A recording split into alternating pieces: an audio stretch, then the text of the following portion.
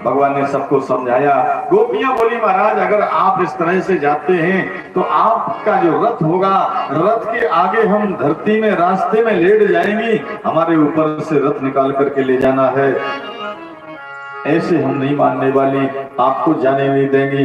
भगवान ने कहा नहीं नहीं मैं परसों आ जाऊंगा। गोपियों को समझा दिया। इधर माता यशोदा रोने लगी, अरे भैया तुम तो घर में बिठा के रखे हो, कहीं नहीं जाने देती हो। बाबा नंद ने भी समझाया। मैया आज रो रो कर कहने लगी, अब ये ग्वालिनी किस अधिकार का प्रयोग करके रोके, मुझे तो आज मालूम पड़ा है कि 11 वर्ष 56 दिन पहले कब अदला बदली कर गए वसुदेव जी। लेकिन लाला मैं एक निवेदन करती हूँ, माखन की मटकी फूटने के बदले में मैंने तुम्हें उखल से बांध दिया था। इस बात की लाला कभी याद नहीं करना, नहीं तो ये ग्वालिनी यशोदा क्षमा करने काबिल नहीं है। लेकिन मैया को समझा दिया। भगवान अक्रूर काका के रथ में बैठ करके चले हैं। अक्रूर काका भी बड़े दुखी हो रहे, ऐसा ना हो कि हमसे कोई गलती हो जाए। जैसे रथ यमुना की तरफ बढ़ा, इधर बाबा नंद ने अपने गोकुल में डिग्गी पिटवा दी, जो हमारे साथ चलना चाहे मथुरा में चल सकता है, वहां बड़ा भारी दंगल और मेला लगने वाला है। तो सभी लोग अपनी अपनी बैलगाड़ियों में दूध दही माखन की मटकियां रख करके बाबा नंद के साथ चल पड़े, और ये गाड़ी बैल तो सीधे मथुरा की तरफ चले गए। और रथ चला है, यमुना के किनारे आया। नगर के बाहर निकलते ही कृष्ण बलराम ने कहा, काका हमें तो भूख लगी है। अब अक्रूर जी ने विचार किया कि घर से निकलने में विलंब नहीं हुआ, इनको भूख लगी है, ये क्या मारेंगे कंस को? अरे ये तो मुझसे बहुत बड़ी भूल हो रही। अक्रूर ने कहा ठीक है, अभी हम यमुना में स्नान कर लें, इसके बाद हम भोजन बनाते हैं। जैसे यमुना में गोता लगाया अक्रूर काका ने, तो 1000 फन वाले शेष जी के ऊपर शयन करते हुए जल के अंदर कन्हैया को देखा। अरे वही कन्हैया रथ में बैठा है, वही जल के अंदर है, ये क्या तमाशा देख रहा हूं। तो मन ही मन काका अक्रूर ने भगवान की स्तुति की है। नमस्ते वासुदेवाय नमः शंकर्षणाय च प्रद्युम्नाय निरुद्धाय शाश्वतां पतये नमः। आश्चर्य से चकित होकर के जब ऊपर को देखा, कन्हैया रथ में बैठा है। भगवान ने पूछा, काका आप आश्चर्य से चकित क्यों हैं, आपने ऐसा क्या देखा? भगवान से काका ने कहा, जल के अंदर जब तुम्ही को देख लिया, अब और कुछ देखना बाकी नहीं रहा है। काका क्रूर को विश्वास हो गया कि ये जरूर कंस को मारेंगे।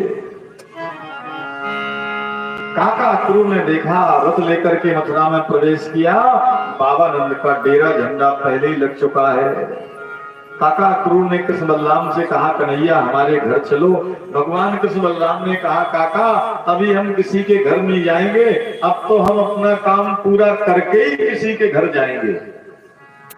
तो जहां डेरा झंडा खड़ा हुआ था वहीं पर पहुंच गए कृष्ण बलराम। इधर काका क्रूर ने कंस के यहाँ जाकर के रथ छोड़ दिया और कंस को कृष्ण बलराम के मथुरा आने का समाचार दे दिया और कह दिया, देखो आपका कहना हमने पूरा किया, अब उन्हें तो हम लाए, अब वो आपको मारे या आप उन्हें मारे, इसमें हमारी कोई जिम्मेवारी नहीं है।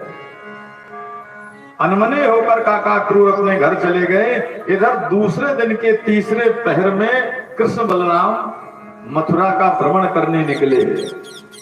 जैसे राम लक्ष्मण ने जनकपुरी का भ्रमण किया था, वैसे ही कृष्ण बलराम ग्वालवाल सा मथुरा का भ्रमण कर रहे हैं। तीसरे पहर में भ्रमण में जब प्रवेश किया नगर के अंदर, तो माताएं दर्शन करने के लिए दौड़ पड़ी हैं। प्रासाद शिखरारूढ़ा प्रीत फुल्ल मुखाम्बुजा आव्यवर्षं सौमनस्यै प्रमदावल केशवो। प्रासाद शिखरारूढ़ा। सुखदेव जी कहते हैं राजन परीक्षित, मकानों के शिखरों पर आरूढ़ होकर रास्ते में जा रहे ग्वाल वालों का गोपियां दर्शन कर रही। प्रासाद माने भवन, मकान। लेकिन रामचरितमानस में भी दर्शन किया गोपियों ने तो शिखरों पर चढ़कर नहीं किया है, झरोकों से किया है, खिड़कियों से किया है। युवती भवन झरोखन लागी, झरोकों से दर्शन किया गया है। लोग आते हैं, देखते हैं, बड़े सुंदर हैं ये दोनों। भीड़ों पर भीड़ टूट पड़ी,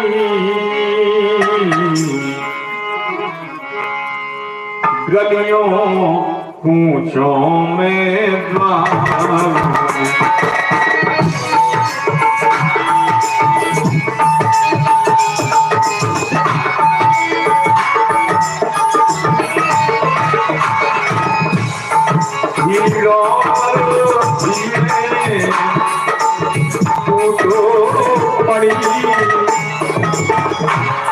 गलियों कूचों में द्वारों में सज गई दुकानें सभी तरफ,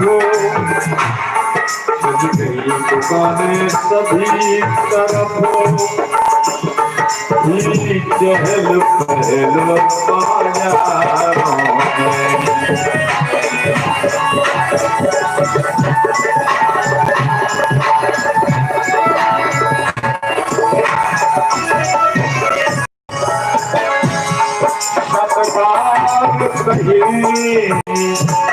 पानों का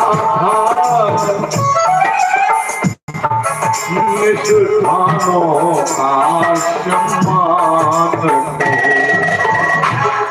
देखा था कोई चित्रहारो, देखा था कोई चित्रहारो, होता था स्वागत गान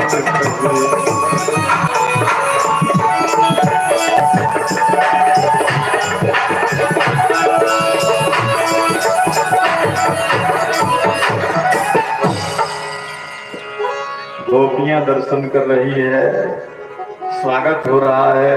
भगवान कृष्ण के साथ में छोटे छोटे ग्वाल बाल थे। उन ग्वाल वालों ने कहा, कन्हैया अगर हम ये जानते कि मथुरा में हमारा इतना सुंदर स्वागत होगा तो हम तो नई बगलबंदी पहन के आते, ये तो हम वही गैये चराने वाले कपड़े पहन के आ गए। भगवान ने कहा, अच्छा इन्हें मालूम नहीं है, ये समझ रहे कि हमारा इसी तरह से स्वागत होगा। यहाँ स्वागत नहीं, मारने के लिए बुलाए गए हैं। चिंता मत करो, उसकी हम व्यवस्था करते हैं। एक रजक जी आ रहे थे, कपड़ों का पोटला सर पर लिए। देखो भाई, राष्ट्रपति से बात करना सरल है लेकिन उसके पीए से मिलना बड़ा कठिन है। सो राष्ट्रपति का वोल्टेज अकेले पीए में होता है।